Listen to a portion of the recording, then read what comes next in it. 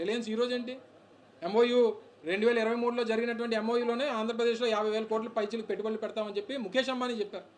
ఉన్నావో లేదో నువ్వు ఇంకా పిల్లడు అనుకుంటాను. ఇప్పుడు చిన్న చిన్న మీసాలు వచ్చాయి కానీ నీకు 2023 మార్చి 3వ తారీఖున ముఖేష్ అంబానీ సమిట్ ప్రారంభోత్సవ కార్యక్రమంలో పాల్గొని 3.5 గంటల పాటు ముఖేష్ అంబానీ ఆ వేదిక మీద జగన్మోహన్ రెడ్డి గారితో వేదిక పంచుకొని ఆ వేదిక మీద చెప్పినటువంటి ప్రకటనలో అన్నీ ఉంటాయి, చెక్ చేసుకో. రిలయన్స్ ఏమి ఈరోజు కొత్తగా వచ్చింది కాదు కదా. సో వారు అనేక వ్యాపారాలు ఆంధ్రప్రదేశ్ రాష్ట్రంలో చేస్తున్నారు. అందులో భాగంగా 1 by 1. సో నేను అనేది ఏంటంటే 1 గిగావాట్, రేపు 1.5 గిగావాట్, రేపు ఇంకొకటి 2 గిగావాట్ చేయొచ్చు. దానికి కావాల్సినటువంటి పవరు, వాటర్ సంబంధించినటువంటి యాక్షన్ ప్లాన్ ఏంటని అడుగుతున్నాను కదా, ప్రజలు అడుగుతున్నారు కదా, సమాధానం చెప్పాలి కదా. ప్రకటనలు చేయడం, ఎస్టాబ్లిష్ చేయడం కాదు, ఎస్టాబ్లిష్మెంట్ జరిగిన తర్వాత దాని ఇన్ఫ్రాస్ట్రక్చర్